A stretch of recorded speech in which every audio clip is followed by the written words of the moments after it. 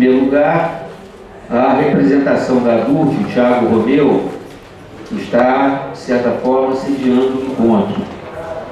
Chamaríamos a professora Edjane Dias, que é integrante, ou melhor, preside a Comissão de Direitos Humanos da Universidade e é responsável pelo Observatório de Direitos Humanos da instituição. Eu vou pedir para que os companheiros sentem do lado esquerdo, uma vez que nós sempre nos colocamos nesse campo, porque o microfone não alcança a direita, né? Não é que nós não queremos dar voz à direita, porque não chega lá. Bom, nosso companheiro Jairo e o professor Edmilson Lúcio, que hoje está à frente da ouvidoria.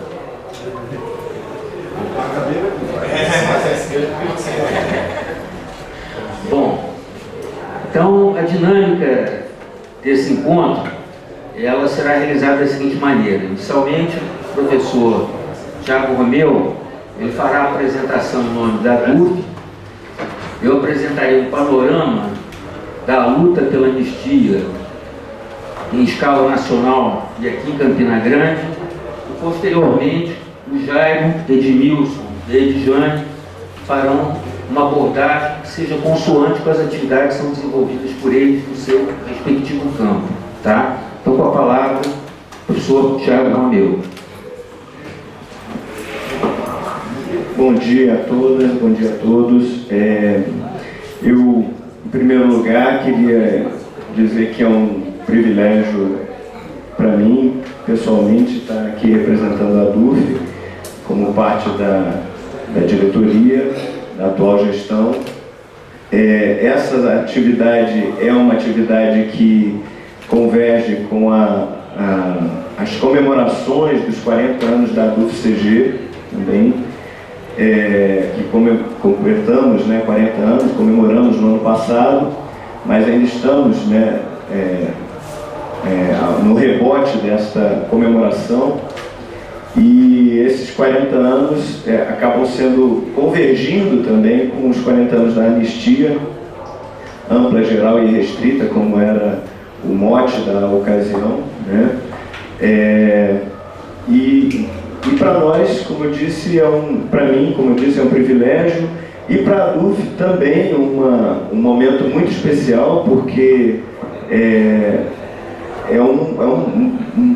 uma comemoração de um fato histórico e de um processo, né, que redundou no fim daquele período fatídico do país, que foi a ditadura civil e militar, empresarial, civil e militar, né?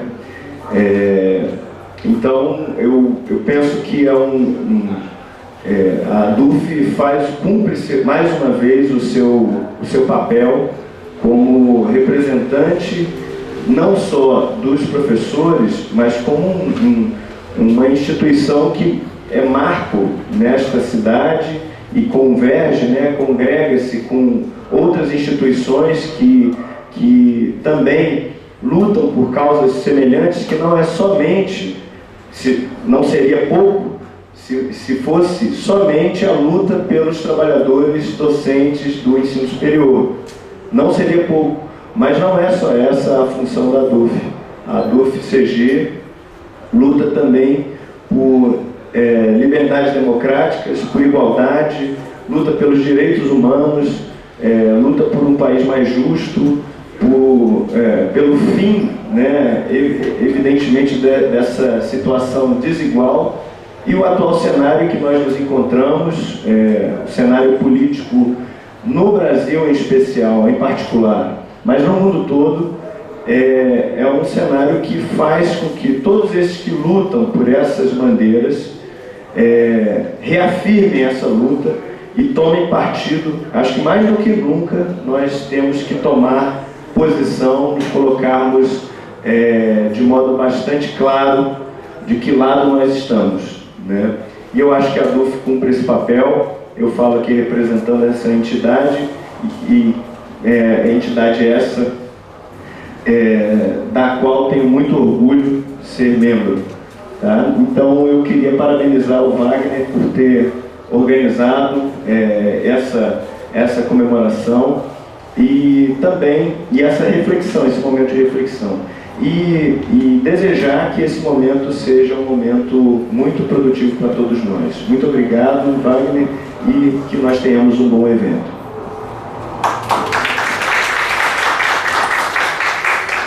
Bom, inicialmente, Thiago, uma pequena retificação. Foi o Wagner que organizou o evento.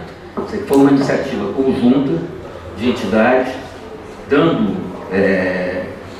consistência a um propósito que se iniciou nos anos 70, a OAB, representada pelo Jairo, a ADUFT, né? Não só a ADUFT de Campina Grande, grande parte dos componentes dos comitês brasileiros pela anistia, eles eram oriundos de movimentos docentes que naquela época estavam emergindo e se consolidando no país. Das entidades de defesa de direitos humanos, particularmente das mulheres, né, que foram as primeiras a constituir o movimento de defesa da anistia no Brasil, o movimento feminino pela anistia, em 1975, e daqueles que zelam, né, pela lisura das atividades que são exercidas nas instituições de ensino, né, que estão representados pela ouvidoria, que é um organismo que surgiu no contexto da Estatuinte, que foi realizada em 2002. Bom, o nosso propósito aqui é apresentar uma visão panorâmica que foi a campanha pela anistia ao longo dos anos 70 e depois situar a realização, a constituição do Comitê Brasileiro pela Anistia aqui em Campina Grande. Tá? Bom, inicialmente, o que nós apresentamos? Nós temos corrido algumas salas de aula e nós observamos o seguinte: a mesma perplexidade que ocorria quando a proposta da anistia começou a ser propagandeada aqui na cidade. Né? As pessoas se olhavam e diziam assim: o que é essa tal da anistia? Hoje, evidentemente, essa perplexidade ela é um pouco maior, né? Porque grande parte das pessoas que compõem a universidade, elas não vivenciaram as violações que ocorreram durante o regime militar no Brasil, né? Então, qual é o nosso propósito ao realizar esse evento? Há um filósofo, Jorge Santayana, e essa formulação ela tem sido recorrente, isso desde os anos 70, né, que expressa o desconhecimento do mundo, né, como sendo uma barreira para que nós superemos os desafios do momento presente. O que nos diz o Jorge Santayana? Ele diz o seguinte, né, aqueles que ignoram o passado, que desconhecem o passado, eles correm o risco de viver traumaticamente o momento presente, de ver cerrado o horizonte futuro. E como há aqui muitos historiadores, nós caminhamos nessa tensão, né? A tensão que se coloca para a história. Né? O que é a história? É uma luta permanente que se coloca entre aqueles que querem resgatar, né, a memória, a história, as conquistas dos segmentos mais vulneráveis da sociedade e aqueles que se ocupam em tentar mascarar, esconder, silenciar, né, a luta permanente pela emancipação dos segmentos mais vulneráveis da nossa sociedade. E por acaso é esse o desafio que nós estamos trazendo aqui, né, ao desencadear essa iniciativa que recupera a mobilização em prol da anistia e procura atualizar, né, o aprendizado do passado, memória do passado, enriquecendo a luta pelas liberdades democráticas no momento presente. É esse o propósito desse evento. E é um evento inaugural. Nós não estamos pensando, né, em encerrar essa iniciativa no dia de hoje, né, até porque a gente verifica que pela plenária que nós temos pela frente, há muito a acrescentar a essa iniciativa, né? E nós devemos nos comprometer com esse acúmulo de força que nos torne mais capacitados para enfrentar a escalada regressiva que nós temos pela frente. Então vamos falar um pouco da anistia. A anistia, a gente pode dizer que ela sempre esteve presente na consciência coletiva, desde que em 1964, começaram a ser praticadas medidas que violentavam profundamente a sociedade civil brasileira. E muita gente ignora uma coisa. Ontem, numa sala de aula, o professor estava dizendo: os militares, os militares, os militares. Os militares tiveram 5.400 integrantes das Forças Armadas, evidentemente militares de baixa patente, que não exclui também o alto comando, a alta oficialidade. Integrantes da alta oficialidade também atingidos por isso. Eles estão abaixo apenas dos trabalhadores rurais, que até hoje não houve um resgate aqui no Brasil, dos crimes hediondos que foram praticados no campo. A Comissão da Verdade tentou investigar melhor esses fatos, mas não conseguiu aprofundar o conhecimento do que ocorreu aí. Então, desde 1964, se cogitava de primeiro, da identificação dos fatos deploráveis que ocorreram imediatamente após o golpe. Mas a palavra de ordem da anistia, ela vai se constituir, inicialmente, dentro de uma proposta muito tímida da oposição consentida. O movimento democrático brasileiro, que se formou, era uma frente de oposição que se constituiu como contraponto do partido do governo, a Arena. Em 1972, o MDB coloca no seu programa a defesa de uma anistia, mas uma anistia parcial, uma anistia limitada, porque ela não alcançava, segundo a visão das pessoas que formularam esse programa, vários setores, várias pessoas que naquele momento já estavam integrando um movimento que buscou os caminhos das ações de resistência armada, dentro da ideia de que era um governo militar que só poderia ser enfrentado dessa forma, e eram taxados da mesma forma que muitos de nós hoje sofremos o mesmo tratamento, como terroristas. Essa impregnação ideológica era muito forte no seio da sociedade. Nós temos um cartaz aqui, está do lado de fora, que é alusivo a duas personalidades, a Jesse Jane de Souza e seu companheiro, Colombo Souza, eles muito jovens, na tentativa de libertar o pai de um deles, que estava preso, eles, de uma forma voluntariosa, eles tentam sequestrar um avião no Rio de Janeiro. 3 jovens, tanto que aquilo, de certa maneira, causou muita estranheza aos integrantes do aparato repressivo, que não imaginava que 3 pessoas, de idade muito tenra, pudessem ser capazes de uma ação de vulto como essa. Mas todas essas pessoas, por mais que sua iniciativa seja assim localizada, sem grande alcance social, sem que ela fosse dotada de uma inclinação claramente política, consciente, deliberada, elas eram taxadas de terroristas. Então, o primeiro enfrentamento que a luta pela anistia teve foi de reconstruir essa imagem pública daqueles que participavam da luta armada.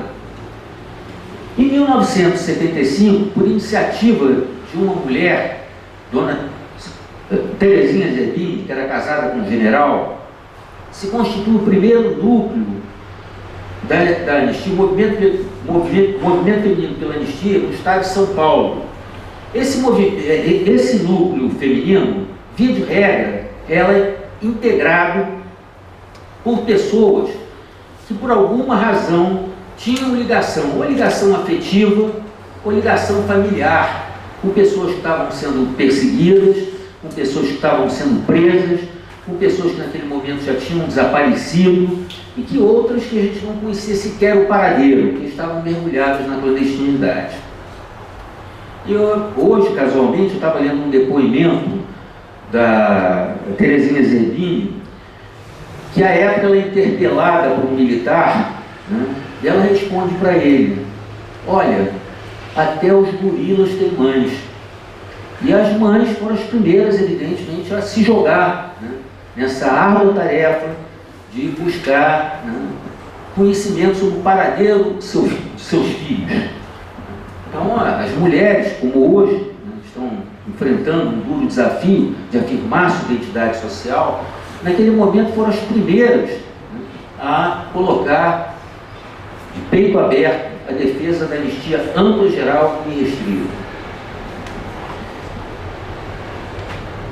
Com o avanço da carruagem, várias entidades de profissionais liberais, naquela oportunidade, porque o sindicalismo na época ainda era hegemonizado pelos setores mais atrasados do movimento sindical, né? Então foram as primeiras entidades de profissionais liberais que assumiram a defesa pela anistia. E nesse sentido, é importante citar, por exemplo, duas delas. Foi a OAB, né, com dois presidentes, o Raimundo Faoro e o Seabra Fagundes, e aqueles que seguiram, e a Associação Brasileira de Imprensa, que à época tinha à frente um jornalista, Barbosa Lima Sobrinho, daqui de Pernambuco, uma pessoa que se destacou nesse campo. Ele não era muito longe de ser um cara de esquerda, ele era um liberal, um democrata. E para barrar essa vocação dessas duas entidades, posteriormente elas sofrerão atentados. Aí sim, atentados terroristas, atentados à bomba, que no caso da OAB culminou com a morte da secretária da entidade. E esses atentados, eles eram provenientes de uma parcela das Forças Armadas que tinha sido alojada dentro do aparelho repressivo do Estado, que, insatisfeita com os rumos da anistia, procurou intimidar o conjunto da sociedade brasileira nos moldes em que o nosso atual presidente intentou, colocando bombas em entidades civis, incendiando bancas de jornais, onde se vendia jornais da imprensa alternativa, enviando mensagens intimidatórias para pessoas que tivessem atuação destacada, seja dentro da universidade, seja dentro de setores da sociedade civil, que ameaçassem essa onda terrorista.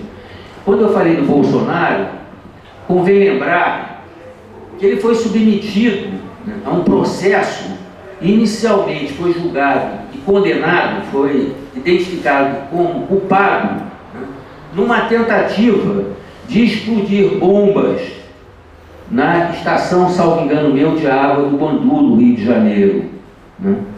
A prova disso foi um croquis e um artigo que ele escreveu na época para a revista Veja. Ele foi condenado em primeira instância, né, num julgamento do qual participaram, salvo engano meu, 5 coronéis, e depois ele foi absolvido do Supremo Tribunal Militar, inocentado da acusação, porque não se conseguiu identificar a autoria, o autor do croquis, ainda que duas perícias tenham imputado a ele a responsabilidade por esse fato. Bom, isso mostra, de certa forma, uma linha de convergência entre esses agrupamentos que se alojaram no aparato repressivo do Estado, formado no final dos anos 60 e atuante em 70 e 80, e aquele que veio a ser a sua fachada visível, que é o capitão Jair Bolsonaro, ao atuar no parlamento. A deputada Maria do Rosário, ela foi muito feliz, mais de 10 anos atrás, quando ela afirmou que o Bolsonaro era o representante dos doi-bode dentro do Parlamento Nacional. Isso hoje está claro, né, pela defesa incondicional de milícias, defesa de crimes hediondos, né, de acusações infames dirigidas a opositores. Sempre foi a estratégia usual desses organismos durante a vigência do regime militar. A Sociedade Brasileira de Proteção à Ciência, que está, de certa forma, relacionada à formação da nossa entidade de representação, hoje o nosso sindicato, durante os anos 70. As reuniões anuais da SBPC, elas sempre foram um espaço para discussão das lutas democráticas que se realizavam com muita dificuldade naquele período.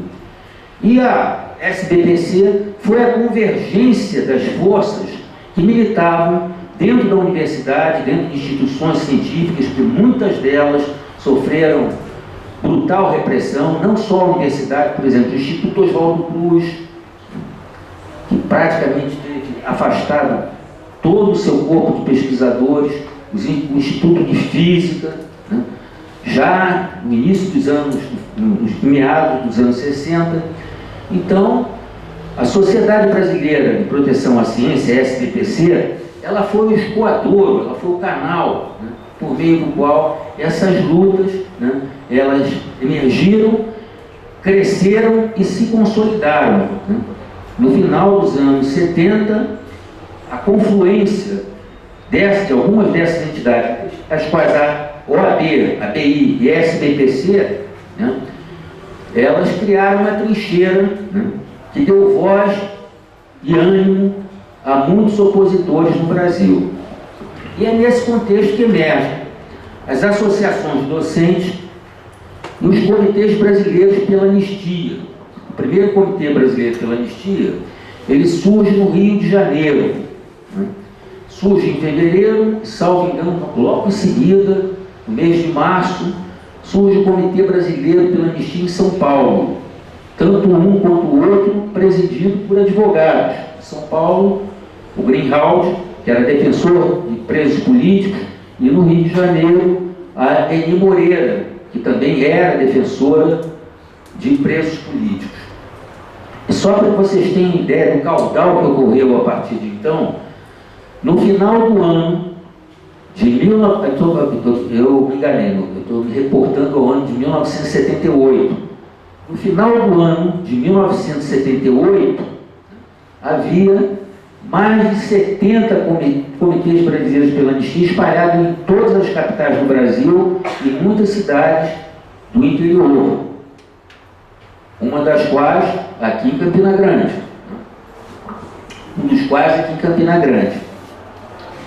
E essa ação, que em princípio era uma ação molecular, dispersa, ela passa a ser direcionada por um programa de ação que colocava em primeiro lugar a defesa incondicional da anistia ampla, geral e restrita.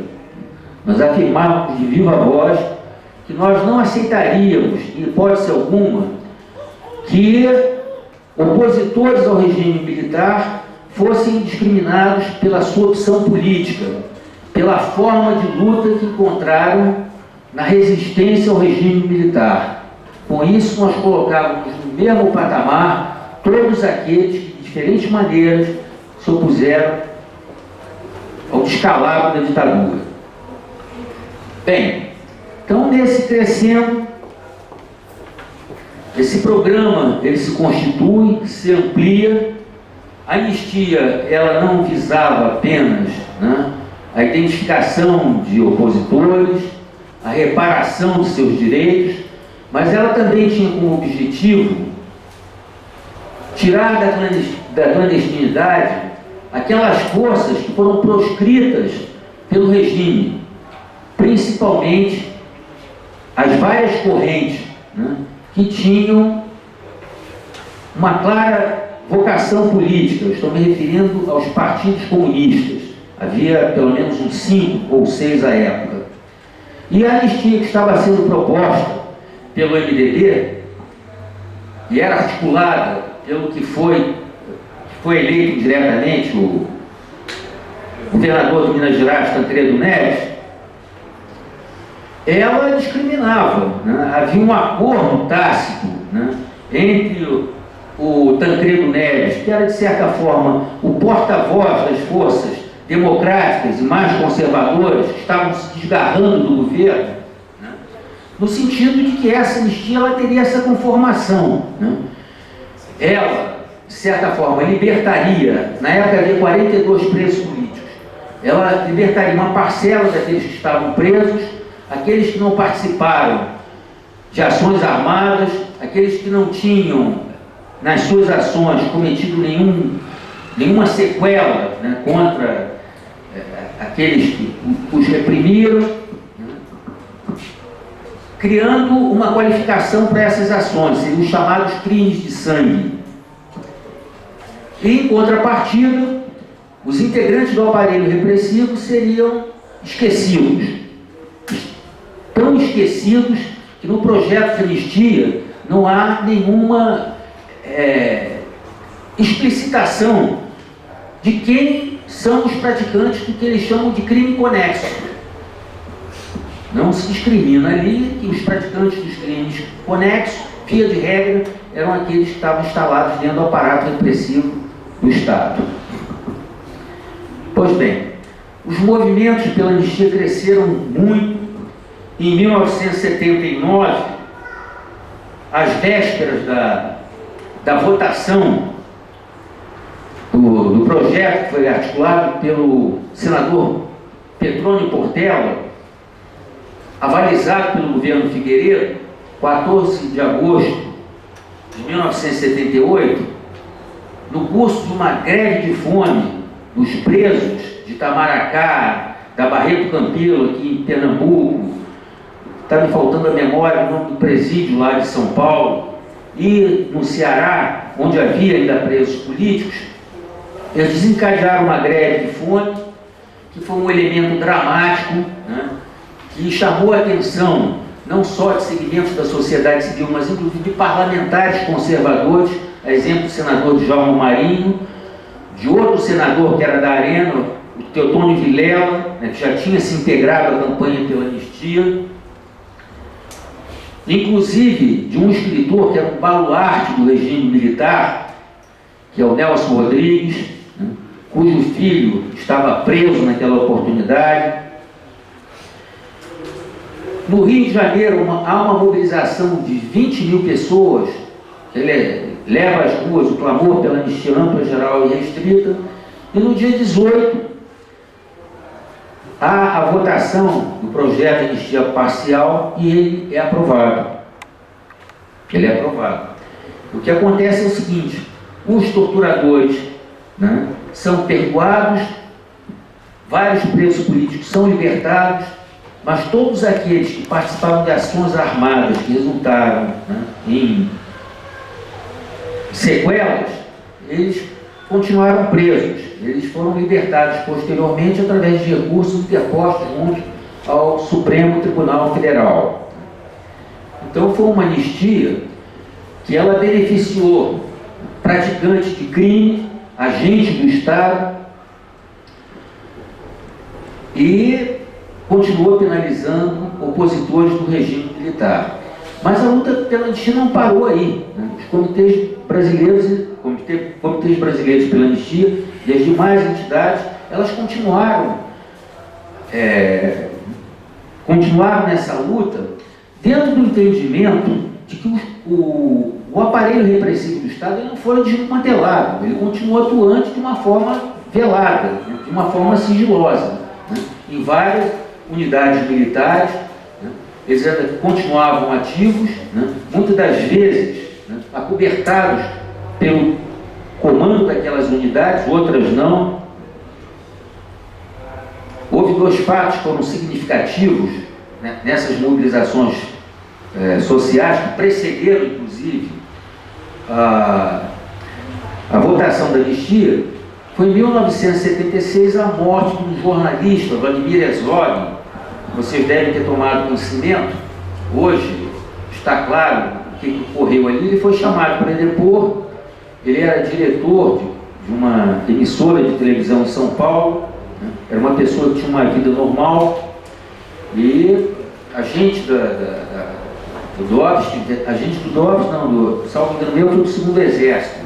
Estiveram à procura dele, e como houve a interpelação da direção da empresa TV Cultura, onde ele trabalhava, dizendo que estava realizando um programa, que não podia se afastar naquele momento, esse agente disse: não se preocupe, não, nós só queremos ter alguns esclarecimentos, são coisas rápidas, ele pode ir lá amanhã prestar o depoimento dele. E assim ele fez, né? Uma pessoa que tinha uma vida normal, casado, com filhos, tomou o café da manhã, se apresentou lá, e de cara ele encontrou com outro jornalista, o Paulo Marcum, que depois se tornou apresentador do Roda Viva. Ele já tinha sido brutalmente torturado, massacrado, e ao chegar o exódio ele falou disso: olha, infelizmente nós sofremos inúmeras sevícias, e nós abrimos, né, eles eram próximos do Partido Comunista Brasileiro, desenvolviam um intenso trabalho de esclarecimento público dentro da imprensa oficiosa, e a partir daí, né, os relatos que há sobre o que ocorreu com o exódio enquanto ele estava preso, eles são controversos. Vocês têm uma ideia, vocês são muito novos, ele se suicidou com uma corda, uma tira de pano amarrada num suporte, numa janela, uma grade, né? Ele se suicidou de joelhos, ele se enforcou de joelho. É uma coisa impossível, né? Porque na medida que começa a ocorrer o processo de asfixia, normalmente o organismo ele reage, né? Ninguém vai se asfixiar de joelho. Na verdade, foi um asfixiamento forjado, como foram forjadas muitas mortes de presos políticos, né? Alguns desaparecidos até hoje. E no momento seguinte, a morte do operário, que era integrante de uma igreja, Manuel Fiel Filho, cujas fotos hoje mostram em que condições ele morreu, né? As fotos mostram o processo de torturas, hematomas no seu rosto, né? E naquela oportunidade, foi a primeira grande mobilização que houve, né? Uma mobilização, diga-se, ecumênica. É bom que se diga isso no momento que muitos de nós procuram interditar vozes dentro da universidade, promovidas principalmente pelo Dom Paulo Evaristo Arce, que foi um dos grandes baluartes da luta pela anistia, por um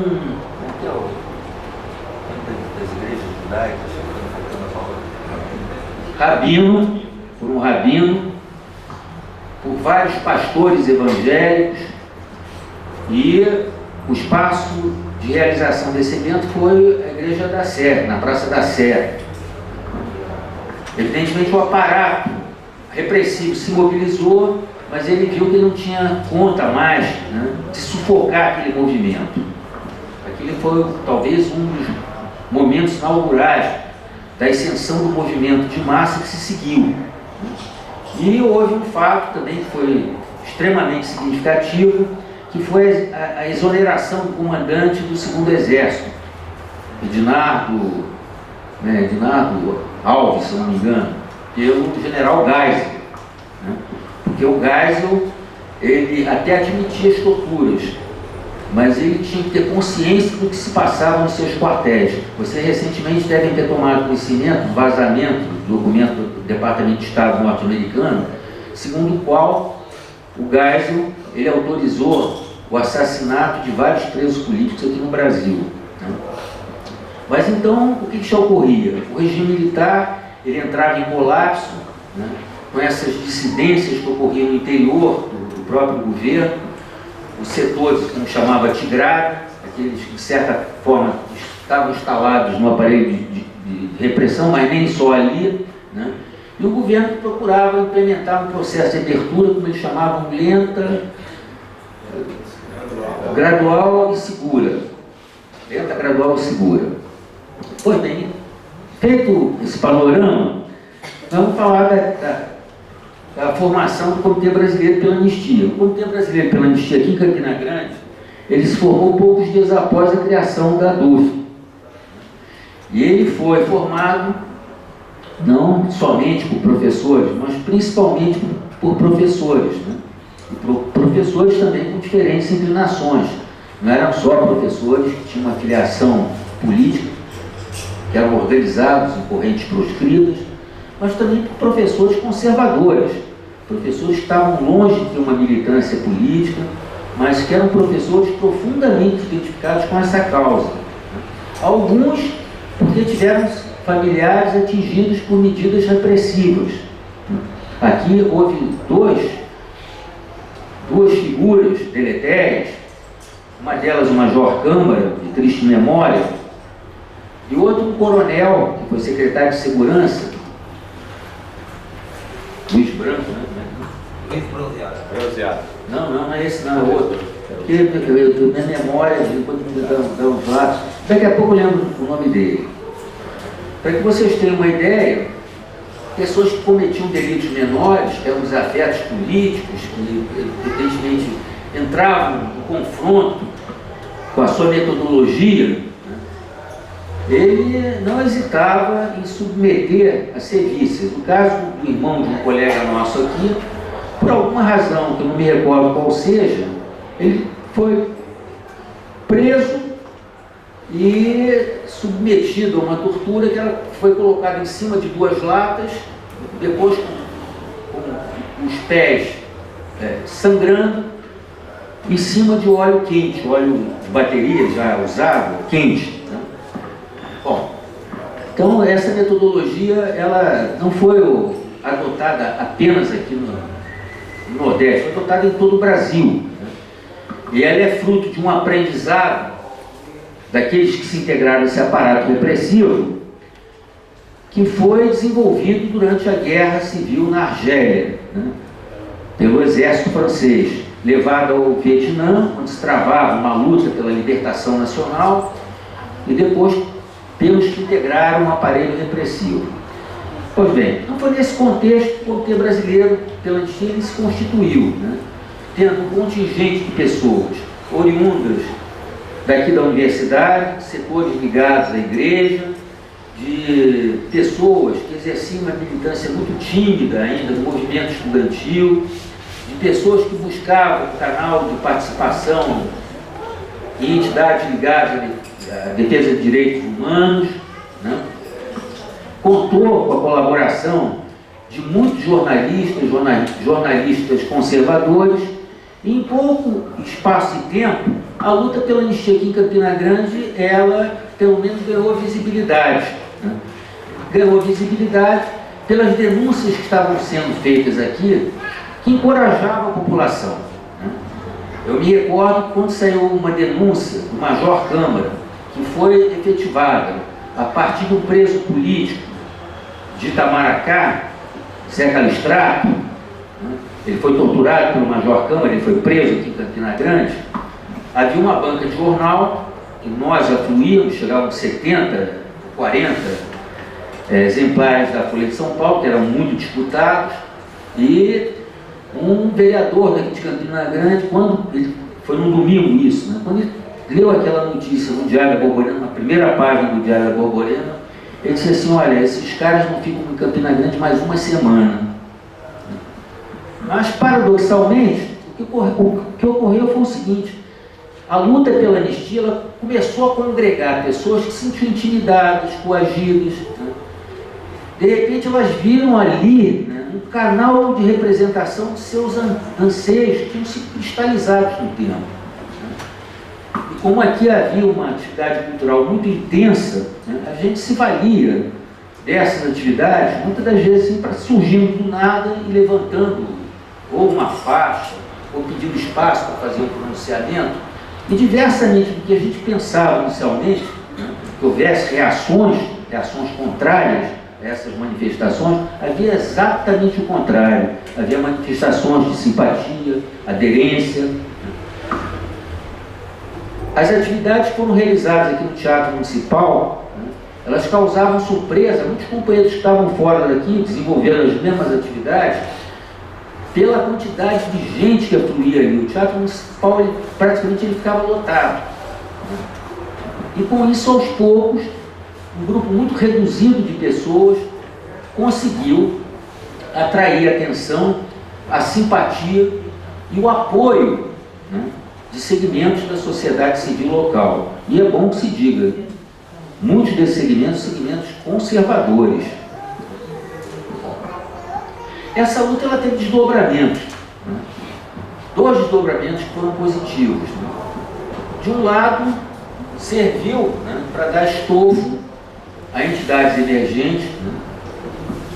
De certa maneira, instruir a formulação de diretrizes dessas entidades, né? O que essas entidades se propõem a fazer no campo democrático, o que essas entidades se propõem a fazer na defesa de determinados direitos que hoje estão duramente afetados. Né? Criaram, né, núcleos organizados que convergiram em função das suas vocações os partidos que saíram da clandestinidade. Né? Aqui na nossa universidade tivemos companheiros, alguns da direção nacional desses partidos. Movimento Revolucionário 8 de Outubro, PCdoB, Partido Comunista Brasileiro Revolucionário, posteriormente o Partido dos Trabalhadores, né? Ou seja, se criou uma convergência de forças políticas que viu nas lutas antecedentes um espaço de acumulação de força, de legitimação frente à sociedade. E é uma coisa até estranha, né? Porque naquele contexto, talvez essas forças tivessem muito maior legitimidade, visibilidade e reconhecimento do que tem hoje, pela carga, ou seja, pela pressão que se exerce sobre elas de uma forma que é infame, né? É infame. Foram as forças que, de certa forma, contribuíram para o processo de democratização da sociedade, e hoje novamente se pretende levá-la às sombras, né? A zona de sombra na qual certamente não terão possibilidade de sobrevivência, né? Então, em linhas gerais, eu acho que é isso que a gente tinha a dizer, né? A luta pela anistia ela não se encerrou, ela se desdobrou, né, em iniciativas posteriores, algumas do governo Fernando Henrique Cardoso, com a formação da Comissão de Mortos Desaparecidos, com as lutas pela restauração de direitos, que até hoje muitos direitos não foram restaurados, pela formação das comissões da verdade em diferentes níveis, né, no plano municipal, estadual e nacional, bem como em várias instituições. Aqui nós temos um representante da Comissão da Verdade, que é o Luciano, que atuou aqui internamente, né? Então essa luta, ela não se exauriu, né? Ela deixou sementes. Eu, quando estava vindo para cá, eu me sinto muito gratificado, eu devo dizer isso, em presença da companheira dele, que é a Eleni. Eu estava pensando o seguinte: poxa, muitos desaparecidos que nós não temos conhecimento, né, qual foi o destino que ocorreu com essas pessoas. Primeiro, sim, o Jair não me lembra, mas deixa eu concluir esse raciocínio, né? Primeiro, esses desaparecidos estão na nossa memória. E outros que não desapareceram dessa forma, né, como teu companheiro, Lamarck, eles são a nossa memória, né? São pessoas como ele, que aqui na universidade nos dão a sensação de que essas sementes aqui ainda estão no solo, né? Elas continuam florescendo sempre, nascendo, germinando sempre. E o Jair me lembra uma outra coisa. É esse disparate dito pelo nosso presidente. Eu tive uma oportunidade de conviver minimamente com 2 pessoas, que são tios do Felipe Santa Cruz. Um, Marcelo Santa Cruz, que é advogado, como Jair. Ele atuou no Comitê Brasileiro pela Anistia, no Rio de Janeiro, aqui em Recife, posteriormente. E hoje me parece que ele é vereador em Olinda, eu não tenho certeza. E sua irmã, Rosalina Santa Cruz, e atuou numa organização revolucionária, foi presa, barbaramente torturada, e hoje, se não se aposentou, é professora da PUC de São Paulo. E todos nós sabemos que a morte de Fernando Santa Cruz não foi como insinuou, né, o Bolsonaro. Ele foi preso com 26 anos de idade no Rio de Janeiro. Seu crime foi tentar rearticular a União Nacional dos Estudantes, né, uma vez que ele, Onestino Guimarães, outro que está me faltando aqui também a memória, eles foram presos no mesmo contexto, né, todos eles desaparecidos, né, mortos precocemente, talvez um pouco mais velhos que alguns de vocês, né. Eles foram assassinados, né, numa dependência da Aeronáutica no Rio de Janeiro, e se supõe que o destino dos corpos possa ter sido dois. Um a vala comum do cemitério de Perus, em São Paulo, onde se encontraram 108 ossadas nos anos 80, e agora com o depoimento do delegado Cláudio Guerra, que assumiu a responsabilidade pela morte e pelo desaparecimento de alguns companheiros, há a hipótese de que tenha sido incinerado numa usina de cana-de-açúcar em Campos, no estado do Rio de Janeiro. Então, uma versão que o Bolsonaro torna pública é absolutamente inverídica. Mas esse é o trabalho que sempre foi feito aqui no Brasil para desqualificar a ação das forças democráticas.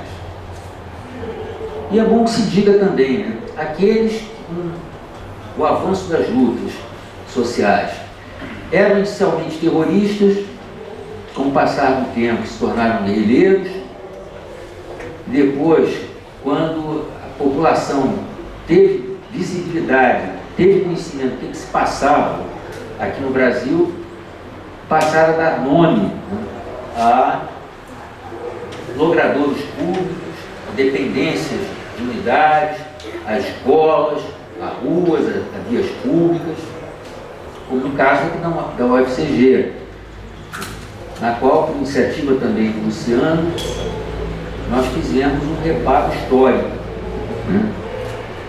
Nós atribuímos o nome do auditório da antiga praia,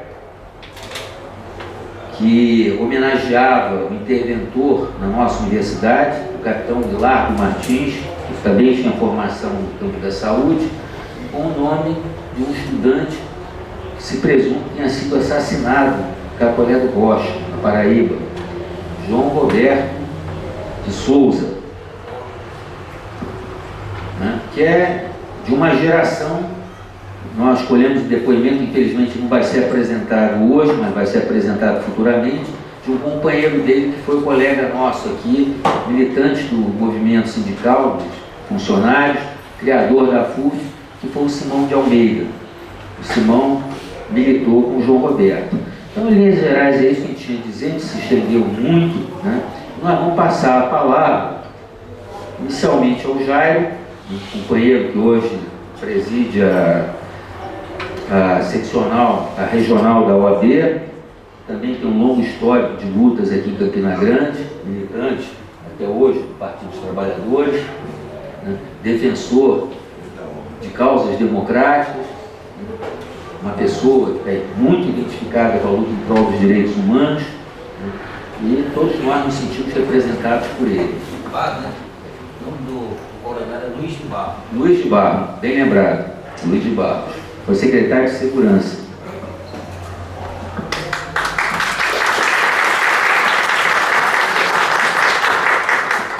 Bem, bom dia a todos. Saúdo a mesa, na pessoa do professor Wagner, se assim me permitem. Eu não quero ser formal e odeio essa formalidade que o direito nos impõe, né? Até o paletó e a gravata, mas é porque eu saí daqui, eu tenho uma audiência, enfim, não quero me justificar. É uma honra estar aqui e aproveitar esse ensejo para a gente. Eu não tenho muito a acrescentar, porque Wagner é essa enciclopédia que viveu os momentos mais difíceis, né, do regime militar, assim como eu também, enquanto estudante da Escola Técnica Federal em João Pessoa, Na época, me lembro bem, Wagner, nós tínhamos um jornal, eu nem era comunista, me tornei depois só com raiva. eu era um anarquista, Wagner. Nós fizemos uns 5 colegas, fizemos um jornal chamado Intestino, por razões óbvias, né? E esse jornal, na época, a repressão não gostou da primeira edição, aí atentou contra a segunda e nos prendeu na terceira. Passamos 3 dias no grupamento de engenharia, a convite do Exército Brasileiro, sofrendo, comendo o pão que o diabo amassou, né? Nos proibiam até de sentar, era num quarto isolado. Naquele tempo, eu não sei se vocês conheceram uma danada chamada criolina, que eles jogavam por debaixo da porta e até hoje eu tenho pavor de criolina, até detergente eu não gosto também. Bom, mas isso é uma história que ela existe, não é a questão da anistia. O que é que eu acho, Wagner? O que é que eu acho, colegas, meus companheiros, Luciano? Eu acho que o Brasil, daquela sua forma de fazer política, de uma forma geral, do jeitinho brasileiro, editou-se essa lei, que foi nada mais do que um pacto político, em que a ideia era uma anistia ampla, geral e restrita, ou seja, perdoa-se tudo, se equipara os crimes e está tudo bem, vamos para casa e tal. A prova de que isso não deu certo está hoje aqui, o resultado desta política, onde aquele que, graças a Deus, eu não ajudei a eleger, esse mal, esse pecado, eu não carregarei, a todo instante atenta contra o Estado democrático de direito, atenta contra os direitos humanos, atenta contra os avanços civilizatórios, não é? Com a sua forma de, botem as aspas, fazer política, inclusive com aquele fato que Wagner retratou há pouco, né? De uma forma leviana, com que ele tratou o caso do desaparecimento do pai do nosso atual presidente do Conselho Federal da Ordem, o advogado Felipe Santa Cruz. Essa ferida está aberta. A lei de anistia, ela não poderia, inclusive se coloca hoje, a OAB mesmo, em 2010, entrou com a arguição de descumprimento de preceito fundamental, que foi julgado recente, eu não tenho bem, onde o Supremo Tribunal Federal, que é uma corte constitucional, mas também por ser feita por pessoas, um atentado, feito por pessoas como nós, né? Enfim, seres humanos, peca, erra, enfim, tudo isso.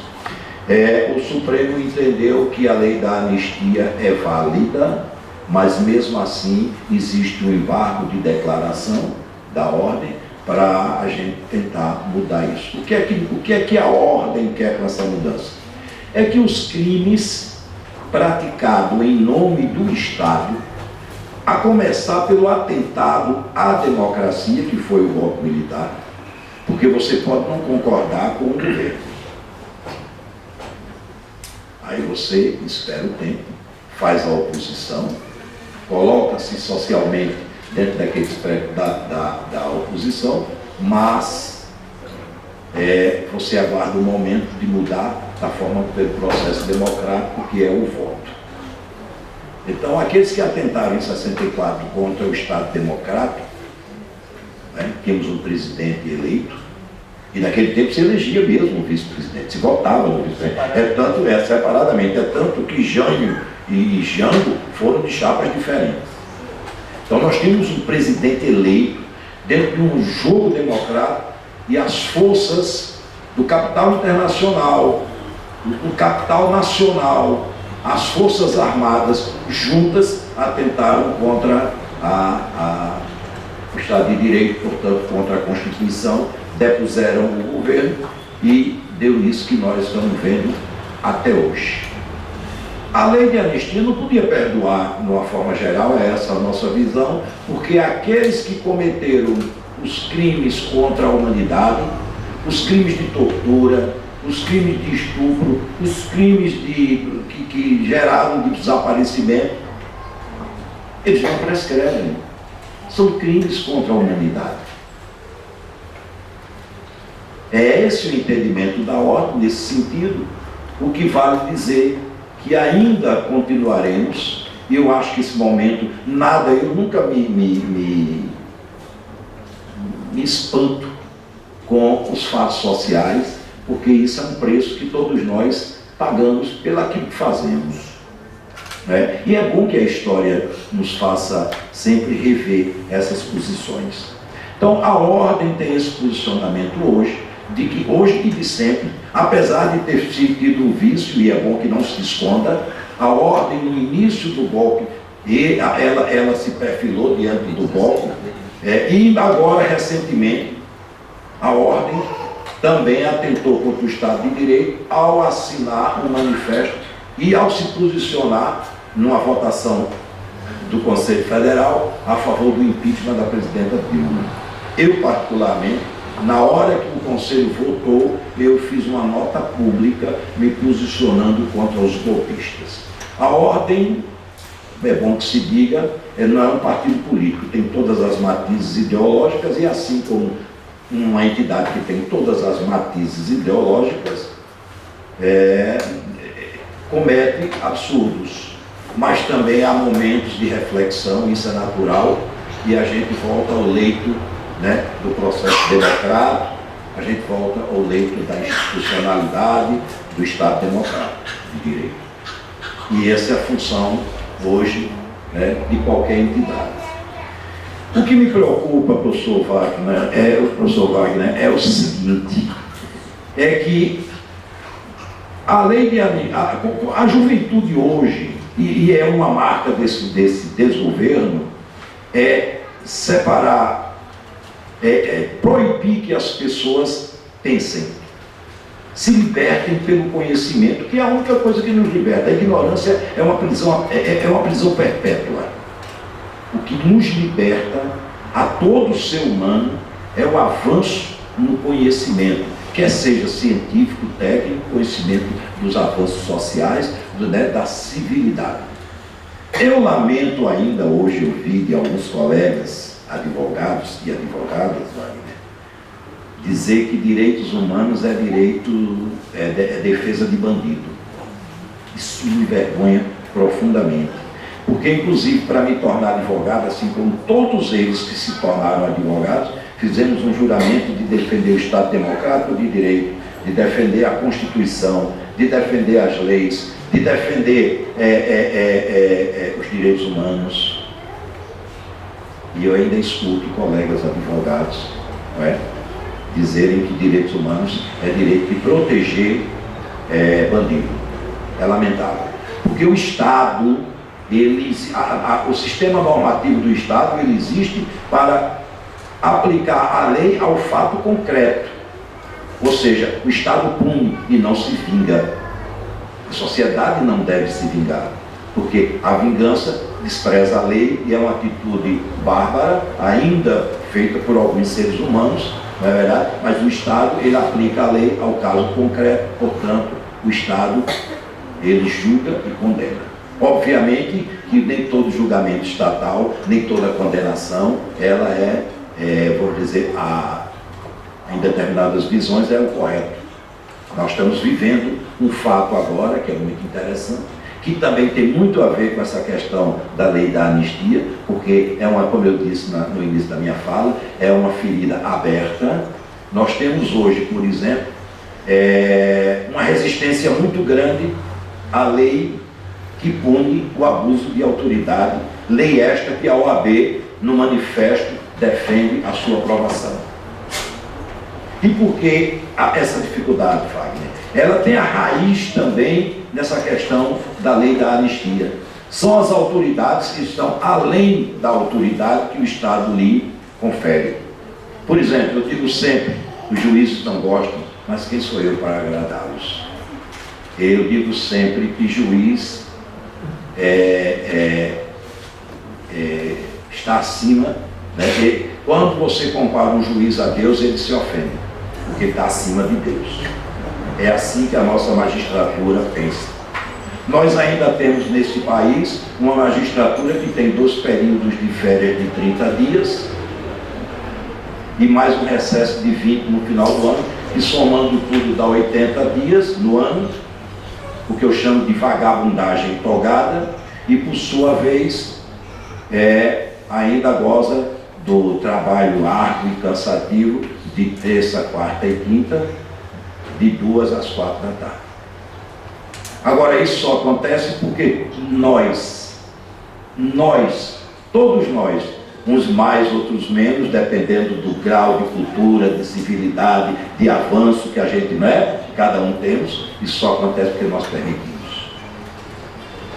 Então, essa questão, que eu não estou fugindo ao tema, mas estou fazendo essa ponta, o Wagner, da lei do abuso de autoridade, aí vem hoje, por exemplo, no dia que eu fui mais juiz, mais juízas, mais delegados, mais membros do Ministério Público na frente do fórum, foi a semana passada, porque eles estavam contra a lei de abuso da autoridade, dizendo que se a lei for aprovada, não haverá como combater o crime.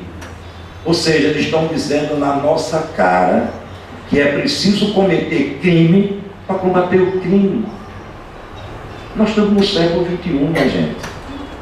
E sabe por que isso existe ainda? Porque nós fomos permitindo, inclusive nesse conchavo que gerou a lei da anistia, a esse perdão, porque já dizia Chico Buarque, mais que depressa a mão cega executa, porque senão o coração perdoa. É um sentimento que ainda está entre nós. Então são essas coisas que a gente precisa hoje, enquanto cidadão, lutar para construir um país melhor. E não é no discurso, isso tem que ser na prática, na militância política. Me constrange, me aborrece. Eu estava dizendo à professora Eleni há pouco, que eu estava em casa angustiado, disse isso até numa fala que fiz recentemente na inauguração de uma obra lá na OAB, que é a Escola Superior da Advocacia. Advocacia porque está em crise, mas isso é outra coisa. Eu dizia assim, eu vivo hoje uma angústia cidadã tão grande que um dia desse eu não tinha o que fazer, tive vontade de gritar, ir no quintal de casa e gritar qualquer coisa, como se fosse estourar os peitos de tanta angústia do que nós estamos vivendo hoje. São as universidades que estão sendo ameaçadas de fechamento, porque o ensino público não serve, na verdade, para essa elite. É uma arma contra ela. É ver o trabalhador perder os seus direitos, que foram conquistas durante muito tempo, conquistas por suor e sangue.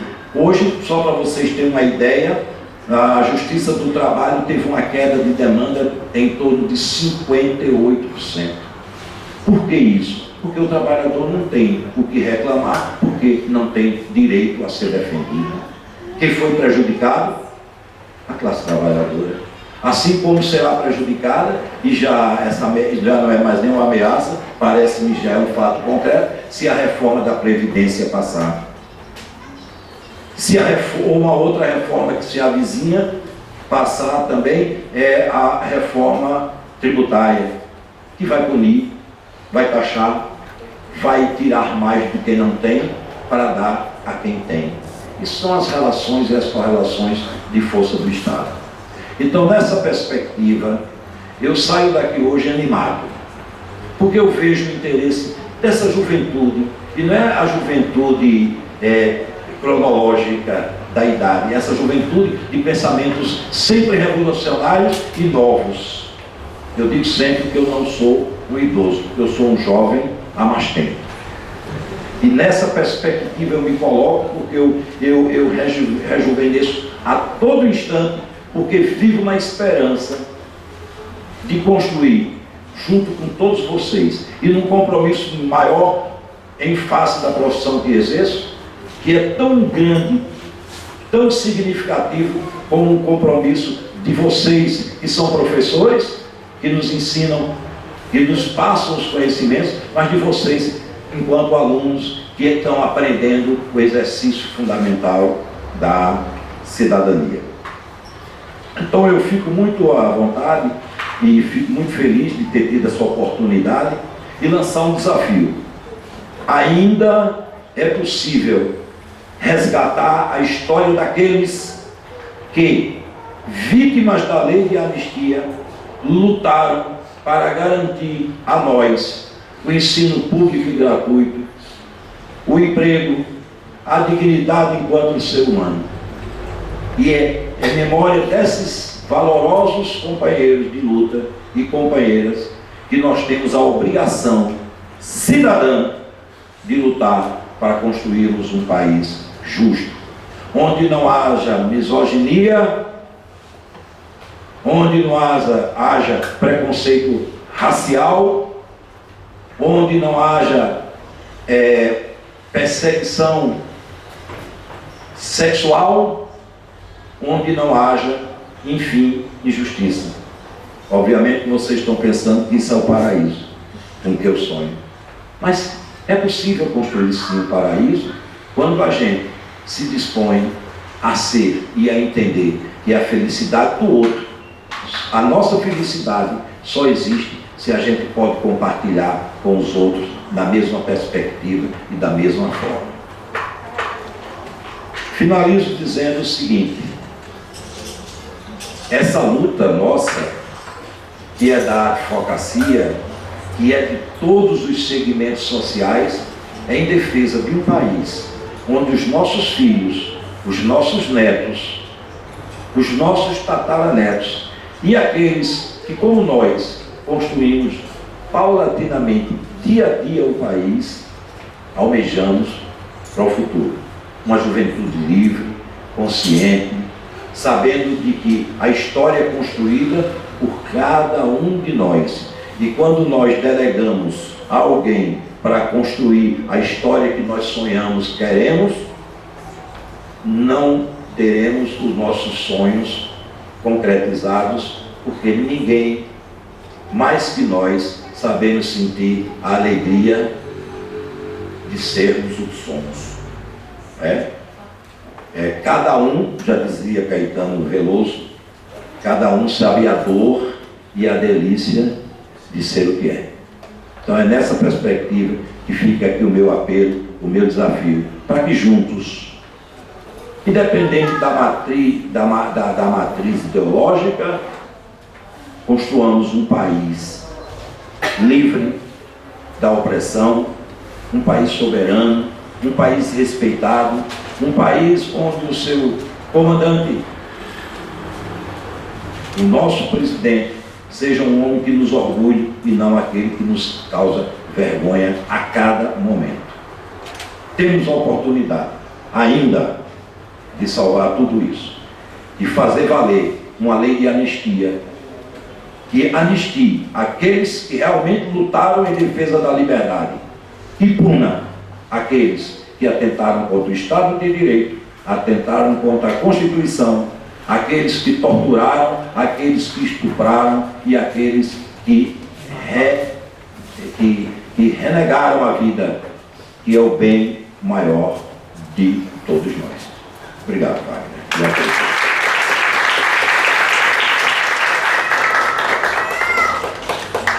Alô? Fala conosco então.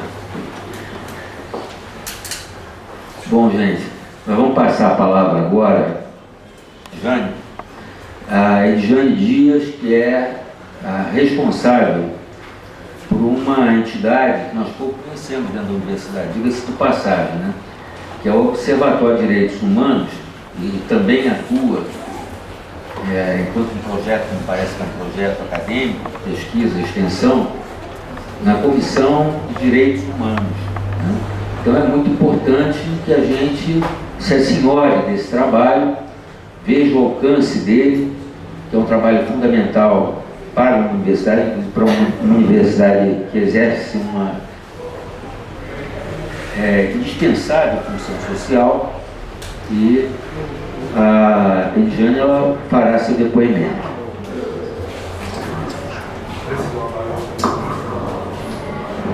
Bom dia, né? Eu cheguei do professor Wagner aqui na pessoa dele, cumprimentar todos aqui presentes nessa mesa. Realmente aqui a gente percebe que deu certo, né, professor? A tentativa de reunir pessoas que quisessem, nesse momento, refletir os 40 anos de anistia aqui na UFCG. É uma satisfação muito grande estar podendo contribuir de alguma maneira, né? Falando um pouco do que é a Comissão de Direitos Humanos, que é vinculada à reitoria da UFCG, criada aqui em 2003, né? Nós temos aqui o professor Fábio Freitas. É interessante que a gente recupere um pouco a atuação do professor Fábio Freitas, aqui junto à Comissão de Direitos Humanos, o professor Maurinho também, e tantos outros que construíram um processo de inserção e discussão dos direitos humanos na UFCG. Dizer também que a Comissão de Direitos Humanos, como tantas outras no Brasil inteiro, nas universidades, estão sendo desqualificadas, né?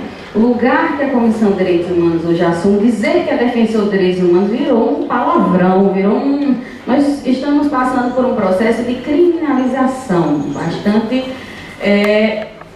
inclusive a ideia do defensor de bandidos, né? Quer dizer, chegamos ao ponto de nos colocar, e eu digo mais, essa criminalização é um processo que já vem há um certo tempo se colocando, e eu acho que muito do resultado que nós temos aí faz parte desse processo, é estado eleitoral mesmo, porque o processo de criminalização vai desde o partido político, né, com as estratégias de, eu considero também, estou nessa mesma linha que foi um golpe, né, o impeachment de Dilma. Então isso foi um processo de criminalização bastante intenso, isso afetou o conjunto, né, de lutas políticas democráticas que vem desse processo todo da anistia. Então, quando decidimos falar a atualidade da luta pelas liberdades democráticas, nesse momento, nesse encontro, foi exatamente fazer uma conexão do que foi e do que estamos passando hoje, porque tem linhas de encontros bastante fortes,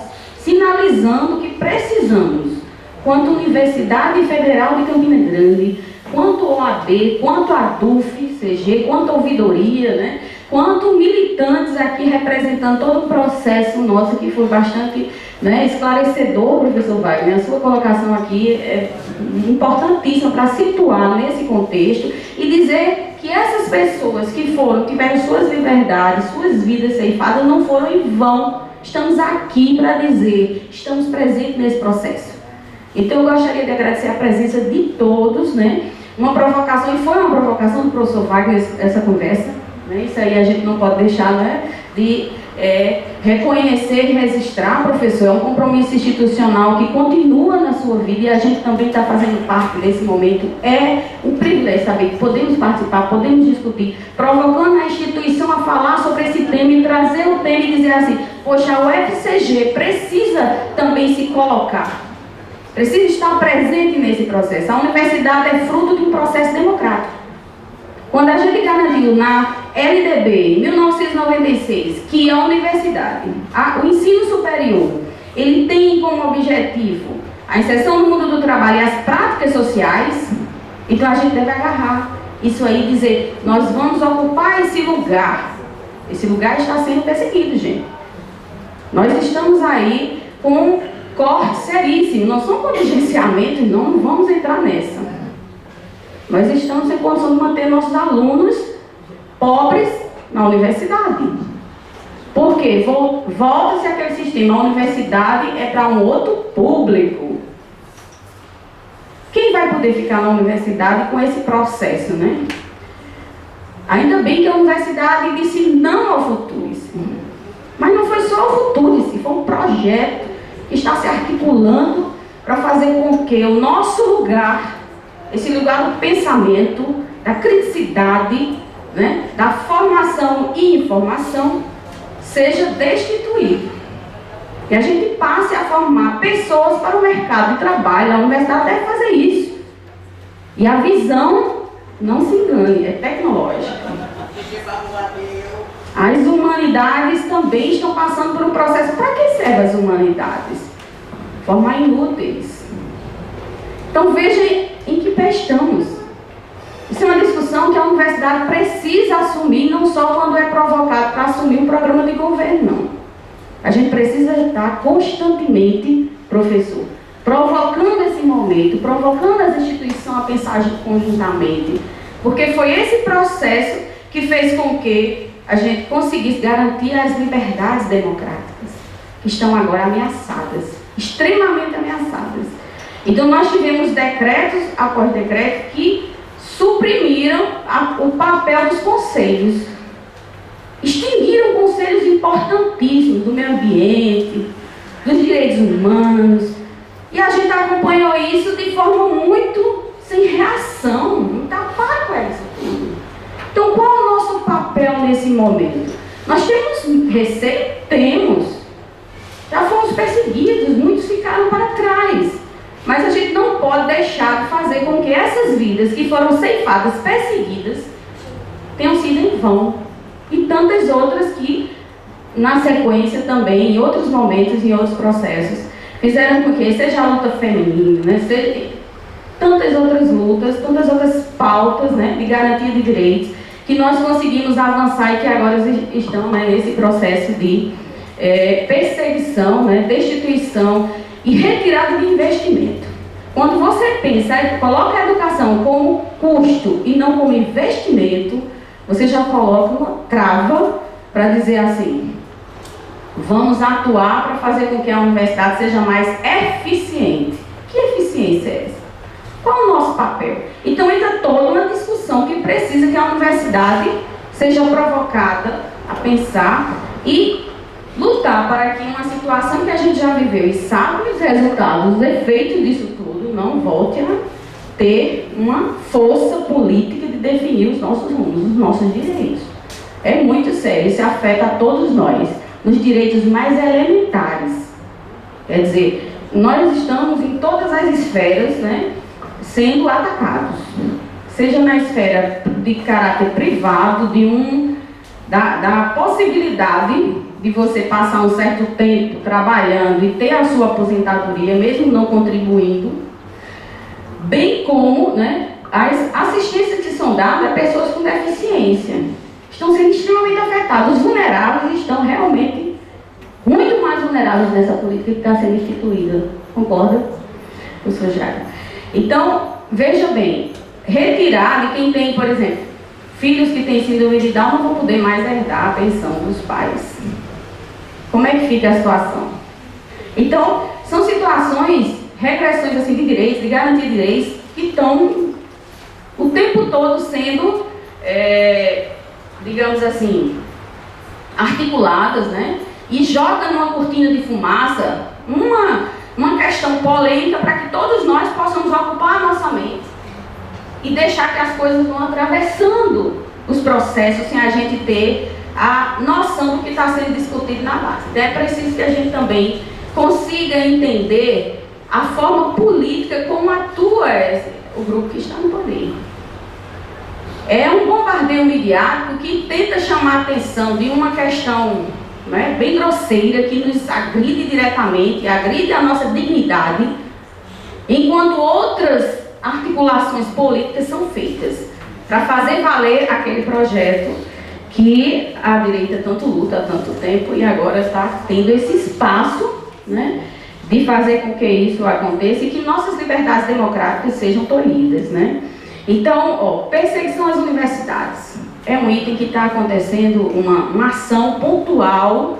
Inclusive, nós tivemos na UFC recentemente a nomeação do terceiro, né, que foi na consulta, né, eleitoral. Ele foi indicado, o terceiro trouxe 640 votos, foi nomeado. Porque, segundo informação, tinha um alinhamento político. É uma forma de controlar as universidades.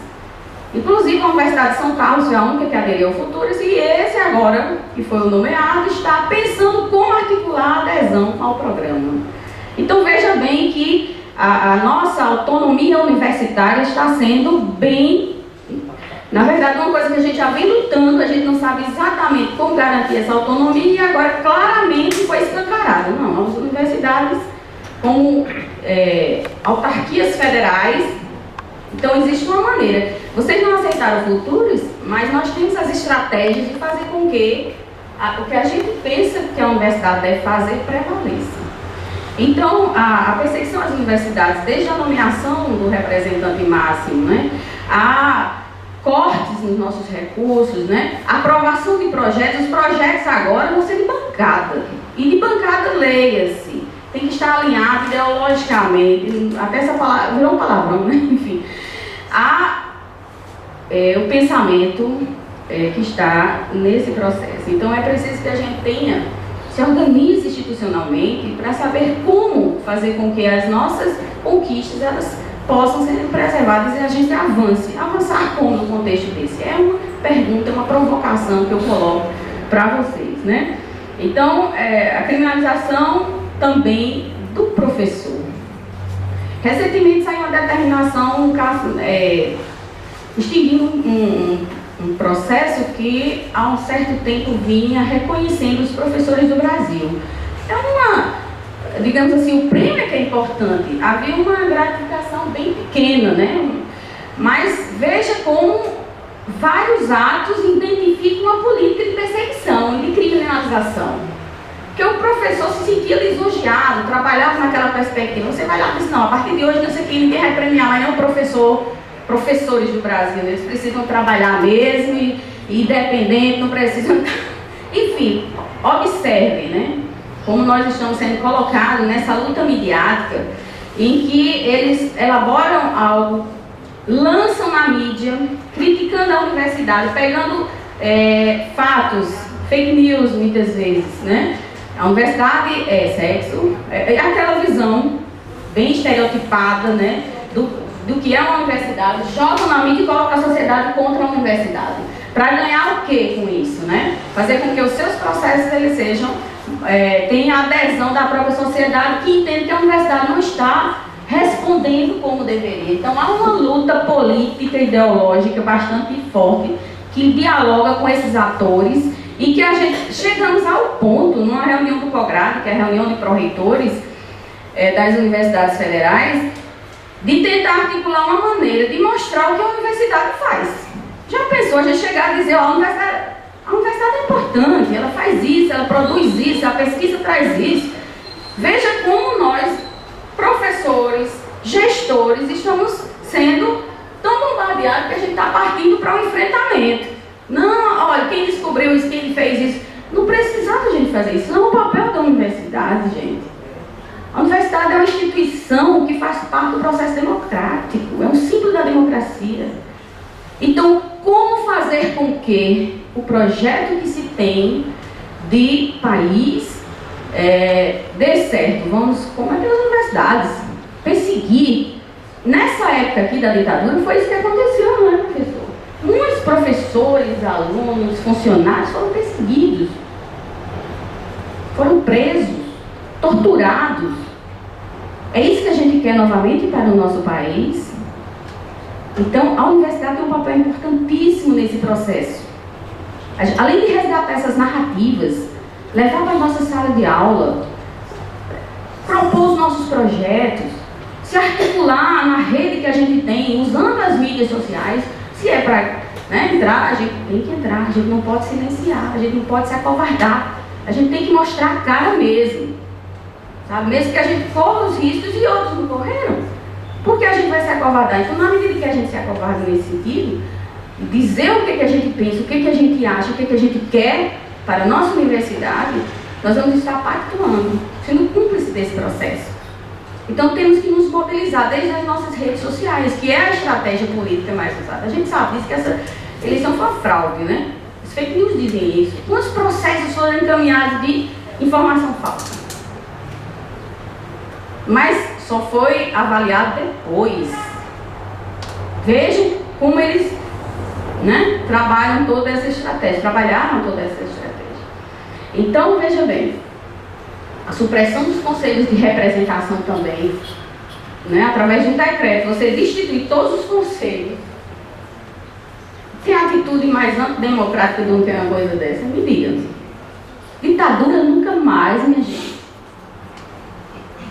A gente não pode ficar sem observar o que está acontecendo, sem ler esses decretos que estão sendo aí publicados, sem comentar, tá entendendo? Vamos entrar, comentar, curtir, compartilhar, vamos entrar no jogo político. Porque é esse processo que faz com que a informação circule e a gente consiga, entre nossos pares, né, conhecidos, familiares, que fazem parte da nossa rede. O fazer política hoje é um pouco diferente. Exige da gente uma outra expertise. E a gente não pode se furtar a isso. Então, eu acho que esse é o papel, quer dizer, como a volta, né, eu até coloquei assim, a perseguição das ideias democráticas e as instituições que representam esse processo. Então, a universidade está no centro desse movimento de perseguição, de retirada de direitos. Nós temos universidades que têm editais específicos para trans, por exemplo, e foi proibido a publicação de um novo processo seletivo para esse grupo específico. Nós estamos passando por um processo de constituição. Hoje mesmo eu cheguei aqui, até um pouco atrasada, professor, porque eu estou na Coordenação Geral de Graduação da UFCG e fui abordada logo cedo que tinha um oficial de justiça me aguardando. Por quê? Porque nós temos, desde que nós entramos, nós instituímos um plano de cotas, 2012, para pessoas, né, de baixa renda, e aí vem preto, pardo, indígenas, né? E aí o que acontece? Há uma tentativa, uma mobilização para fazer com que essas políticas afirmativas elas deixem de existirem. Como é que está sendo feito isso? Hoje eu recebi uma determinação de constituição de uma comissão de verificação de heteroidentificação. Vocês estão compreendendo agora? O que é isso? O que isso quer dizer necessariamente? Nós entendemos que o aluno, o candidato à vaga da universidade, ele chega, faz parte do processo seletivo, quem tem para. Inclusive incluímos também as pessoas com deficiência, né? O PCD também, temos um processo de vagas destinadas, né? E aí o que ocorre? Você chega e diz, se autodeclara, né, indígena, por exemplo. Aí a determinação diz o seguinte, ele tem que apresentar um documento da FUNAI. A autodeclaração dele não é mais suficiente. Ele declara que é pobre e que estudou na rede pública. Então agora ele tem não só que autodeclarar pobre, tem que ter uma comissão na instituição de verificação para chancelar aquele documento. Ou seja, cada vez mais a gente vai ser... É um pouco uma perseguição, sim. Então, quer dizer, temos que estar construindo documentos, buscando. Sabemos, no entanto, que existem as possibilidades de você também se passar, burlar. Não vamos também ser inocentes, porque existe essa possibilidade, não é? Mas na medida que você tira a autonomia do sujeito para a escolha e identificação de si mesmo diante de uma instituição e você cria todo um conjunto de obstáculos para fazer com que isso aconteça, você está colhendo direito, você está obstaculando pelo menos o exercício daquele direito. E é uma forma de diminuir cada vez mais o acesso. Exatamente. Então vamos ficar atentos a todo esse processo, né? Enfim, e o controle, como é que se dá essa estratégia de controle das universidades, das comissões de direitos humanos? Inclusive, olha, nós temos 2 cursos na universidade que são, digamos assim, uma luta dos direitos humanos. É o ProLIND, coordenado pela professora Mércia Batista Rangel, antropóloga aqui da Unidade Acadêmica de Ciências Sociais.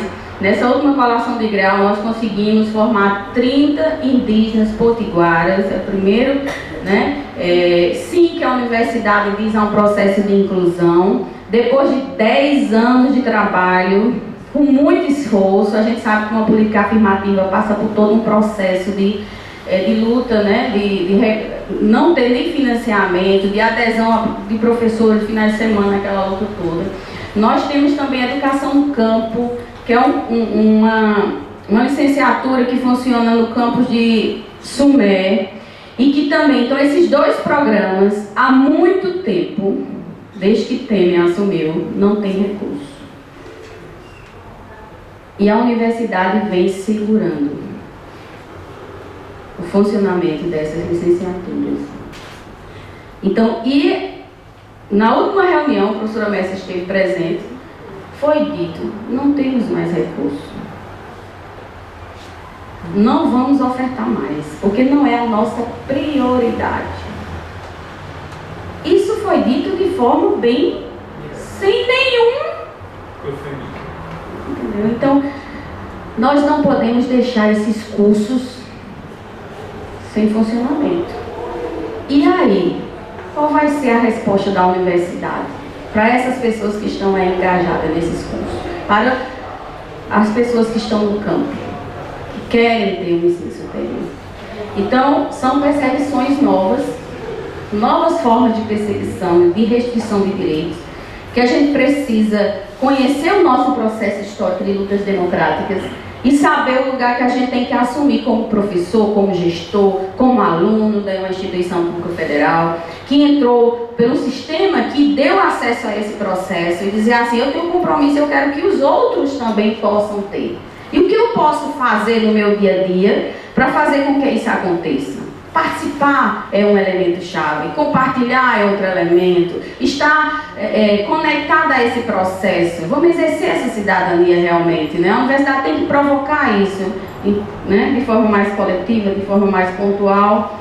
E novamente, falando, professor, parabéns, né, pela sua iniciativa, e eu me senti extremamente instigada também a vir, a contribuir, a participar de alguma forma e se colocar, e me colocar quanto instituição, que a comissão é vinculada à reitoria da UFCG, e ela se coloca nessa posição e tem feito uma luta para a inclusão e para que a UFCG se torne uma instituição inclusiva. Esse é o projeto de universidade que a gente quer. E não é fácil, viu? Porque dentro da própria instituição nós temos matrizes professor-ideológicas diferentes.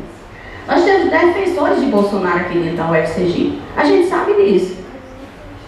Então a gente precisa saber que há uma perseguição a quem pensa diferente, mas a gente precisa saber como a liberdade de pensamento ela precisa ser respeitada. Porque a universidade é isso, é ter essa liberdade de pensamento. E eu não estou me distanciando do tema porque a conexão que é feita entre a perseguição da anistia e o que estamos vivendo hoje é o foco dessa discussão. É a luta. As lutas democráticas, elas precisam serem conhecidas e entender até que ponto o passado retorna, até que ponto isso nos afeta, até quantas vidas foram ceifadas para que a gente construísse esse processo e que a gente precisa conectar com essas pessoas, né, e dizer, estamos aqui presentes, estamos aqui e vamos continuar com a luta.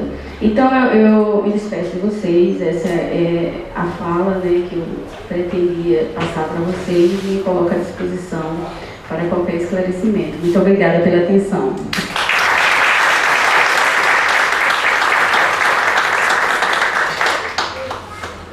Bom, diremos agora o ouvidor da universidade. Ele certamente vai dar alguns esclarecimentos sobre o papel da ouvidoria, que é um órgão da maior importância. Inclusive o proponente da criação da ouvidoria estava presente aqui, se ausentou, que foi o professor Maurino, que também foi ouvidor, e ele certamente poderia muito contribuir com esse debate, mas o Edmilson ele vai dar, né, fazer uma abordagem sobre o papel da ouvidoria na nossa instituição. Bom, para além do papel da ouvidoria, eu gostaria... ser ouvidor tem essas vantagens também, né? Você ouve, é só dar uma passadinha depois pelo que os outros falaram. Wagner, eu vou deixar para o finalzinho essa parte mais, vamos dizer assim, burocrática de como ter acesso a isso, do que a ouvidoria é e pode fazer, e falar um pouco sobre o que vocês falaram. Quando o Wagner começou a falar, para mim foi como se eu estivesse assistindo um filme e vendo. Eu entrei na universidade em 1980, a anistia de 1979, e via coisas que ele falava do tipo de você ir para um cinema, por exemplo, assistir um filme lá em João Pessoa, onde quer que fosse, em Campina Grande, e na entrada como ele falou aí, do teatro aqui em Campina Grande e outros locais, aquele movimento pela anistia. Além disso, quer dizer, também os livros que li, chegando também da memória, tudo o que falava, quer dizer, nas notícias diárias, seja, não tinha com essa velocidade que temos hoje aí da internet, mas o que aparecia nos jornais, os nomes aqui citados de perseguidos e perseguidores, quer dizer, isso aí também eu vivenciei, quer dizer, quando falou sobre a foto do Vladimir Herzog, eu lembro que vestia uma camisa que a gente, do movimento estudantil, já depois do movimento estudantil usava também, e tinha uma frase, tinha a foto dele lá, e dizia que a abertura do diálogo é incompatível com o fechamento das bocas. Quer dizer, então essa história da abertura do diálogo era exatamente na época de João Figueiredo, quer dizer, que veio depois de que ele, tanto que ele, para garantir essa anistia gradual, ele dizia que quem fosse contra, eu prendo e arrebento. Essa é outra frase também que me vem muito lá. E acho que vocês também, os mais jovens, as mais jovens que aqui estão também, é interessante passar e dar uma olhada no material que aí está exposto. Então, quando você olha ali, quer dizer, da ASE, da Assessoria de Segurança Interna da Universidade, aqui você tinha um coronel na UFPB lá, que a responsabilidade dele era exatamente essa, somente hoje se fala em stalkear, mas lá para eles era mais difícil, você tinha que andar com os agentes para saber onde o professor Wagner estava, que aparece ali, Wagner Braga e tal, o professor aparece também, e outros professores, ex-reitor da universidade, professor Jackson, que é os demitidos, aí dizer que lá, o professor Jackson, esse tem o salário suspenso e está sob observação. E aí é interessantíssimo sobre esse ponto de vista, mas e principalmente para evitar que meu filho, meus netos, daqui a 40 ou 50 anos, não estejam novamente comemorando uma nova anistia. Quer dizer, porque a situação que hoje, de estado de exceção em que nos encontramos, já foi bem evidenciada aqui pelos demais também, só vai, quer dizer, a dificuldade, quer dizer, de você falar por último também é que às vezes você pega aqui parte daquilo que a gente ia falar. E eu ia fazer um elogio ao professor Luciano pelo fato de ser o proponente e ter sido aprovado, quer dizer, de tirar daquele reitor interventor o nome do plenário em as reuniões do Conselho Universitário dos Conselhos e de botar assim de um perseguido e morto pela repressão de estudante de medicina ou de Catarina do Rocha. Então, parabéns, professor. Eu acho que nesse caminho de minha conversa rápida aqui, eu acho que atitudes como essa devem ser tomadas, quer dizer, exatamente na prática, por quê? E agora, passando um pouco pelo que o professor, o doutor Jairo aqui falou sobre o Estado acusa e julga, quer dizer, o que estamos presenciando atualmente, minha área, para adiantar, não é direito, mas vou me arriscar a falar uma coisa aqui também sobre o que tenho visto, e vocês devem ter visto também, quem não viu ainda, procure ver aí, os diálogos dos procuradores daquela famigerada República de Curitiba. Então, quando você, e a professora que também é da área de direito, mas na minha visão, o Estado acusador, que é o Ministério Público, se uniu ao Estado julgador, que tem nome, esses dois têm nomes aí, vários têm nomes, o Estado julgador, que seria o juiz Moro, se uniu ao Estado acusador do Ministério Público, como Deltan e companhia, aquele monte de homens e mulheres sem ética.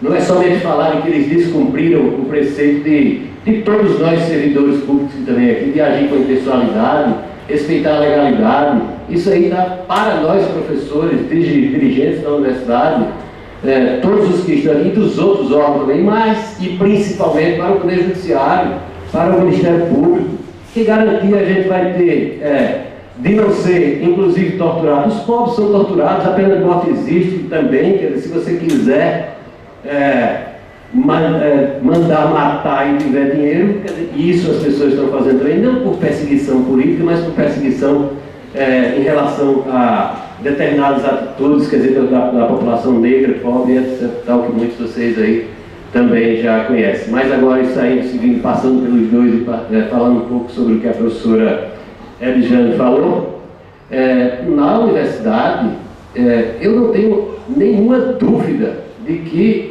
já está sendo implantado um processo muito semelhante e muito mais sofisticado do que vamos dizer, a pesquisa por agentes do SNI ou de quem quer que seja. Hoje temos as redes sociais, eu sei que a minha certamente, como a de todos vocês aqui, e de todos os professores, deve estar sendo muito bem procurada assim. Ele disse que Bolsonaro é um merda, ele disse isso ou aquilo, disse, eu não tenho a menor dúvida. Até porque quem está à frente do Ministério da Educação, e que não deveria nunca ter estado, é evidente, Mas e também dos direitos humanos que se encerrou, a comissão que analisa processos de anistia, de concessão de reparos econômicos e outros, que é presidida pela Damares, presidida pela Damares e um monte de generais e quem quer mais ter lá, de mais de 206 processos justos de trabalhadores perseguidos, como você falou também durante a ditadura de 64, foram negados 203, e estão inclusive tirando os demais. Quer dizer, então isso é uma coisa que está em curso. No nosso caso específico, esse Abraham Weintraub, é assim que o Manuel fala inglês e espanhol, não sei nem pronunciar o nome desse cara.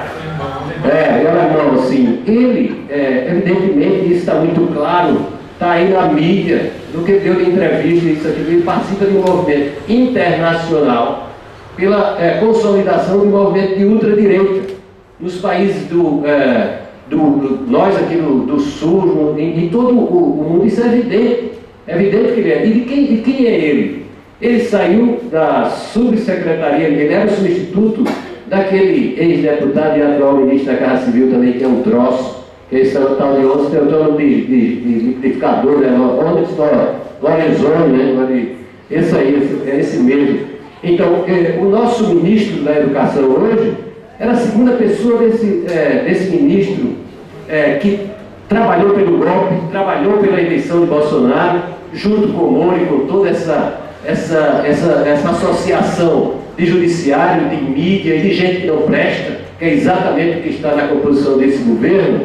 E isso, esse rapaz, esse que foi, ainda bem que para onde ele não pode andar por todo canto, que lá foi passar férias lá também no Pará e foi, de certa forma, foi provocado por quem das universidades, estudantes e outros lá também, sobre a sua política, e é uma política, sim. A política do ministro da Educação, ela não é somente de privatização das universidades, ela não é somente de apresentação. O Futurice, claro, que também foi elaborado por eles, desde o tempo, sim, da Casa Civil, e com outros objetivos que já temos muito claros. Quer dizer, o que o ministro da Educação, com a sua loucura, a sua sandice, de todos esses que apoiaram esse presidente que está aí, é de perseguir, não é a universidade somente de tirar só o dinheiro, é de procurar. O professor Lemuel tem umas ideias esquerdistas, ele tirava demitiu. Tanto que no futuro está obviamente claro que a contratação do professor sem serviço, que é para no lugar do professor Lemuel,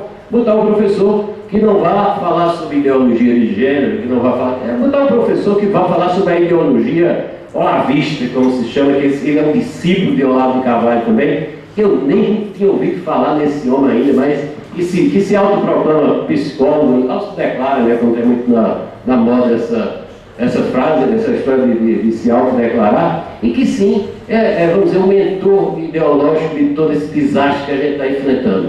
Mas é importante também saber, professor Adjane, professor Wagner, esqueci no início até de parabenizar a sua proposição e o encampamento pela dúvida também para fazer, mas é importante dizer que o fato de, quer dizer, a democracia nas universidades, meus caros e caras amigos e amigas, ela já está extinta. Se na UFCG você tinha dificuldade, por exemplo, de apresentar uma proposta numa consulta para reitor como um voto paritário, igualitário, isso hoje vocês esqueçam, porque quem quer que elejamos aqui vai ser, e simplesmente não significa que não lutemos contra isso. Agora, quem quer que seja eleito aqui vai ser escolhido aquele que vem exatamente implementar a política do ministro da Educação, que é muito claro, sem nenhum subterfúgio. É tirar professor que faz os alunos pensar, o que pensa junto com os professores também. É isso que eles querem. E dentro da universidade, não existe somente eleitor de Bolsonaro, ou estudante do professor, ou servidor que votou e trabalhou por Bolsonaro, não.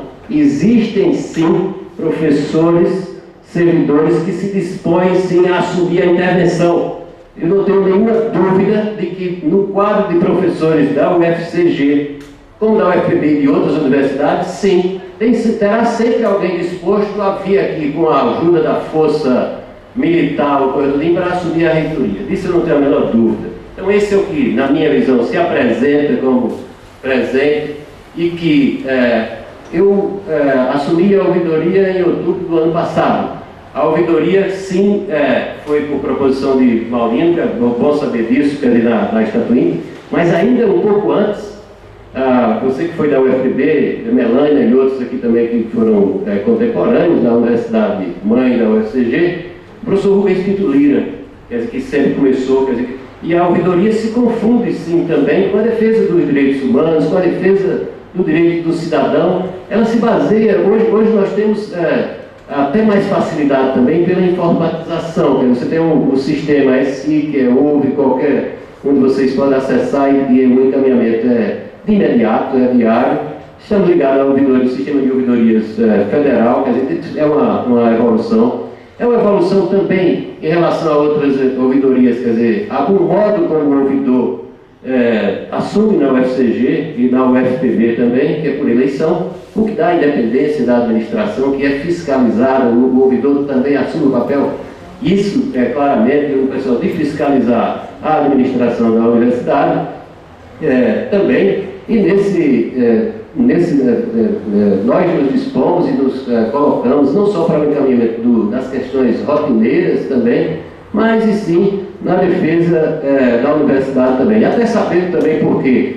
Só para adiantar também, quer dizer, as ouvidorias no Brasil também elas foram atacadas no início desse governo. Quem não se lembra aqui de que dessa mesma Casa Civil, de onde saiu o ministro da Educação e onde está o Onyx Lorenzoni, saiu um decreto do presidente que acabava com a LAI, que é a Lei de Acesso à Informação, que foi assinada por a presidenta Dilma, quer dizer, que o Congresso foi quem exatamente derrubou, que apresentou hoje, o governo até não mandou para o Senado, quer dizer, mas lembra até que o general que está aí como vice-presidente, simplesmente ele usou uma frase que parece que Ciro Gomes, perdeu o play, perdeu o playboy, que é uma frase que o menino sempre diz também, mas que se tivesse ganhado o play, ninguém tinha acesso à informação não, mas nenhuma, quer dizer, praticamente ia dizer que tudo era sigiloso e que certamente deve estar fazendo. Então, a luta pela transparência como regra, o sigilo como exceção, a defesa do direito de cada um de vocês também, nós estaremos sim dispostos a compartilhar e participar, como o professor Wagner falou também, das atividades na universidade, quer dizer que isso é praticamente o começo, mas que garanto que até outubro, porque caso me candidatem à reeleição, meu currículo não vai passar na Casa Civil também não. Obrigado.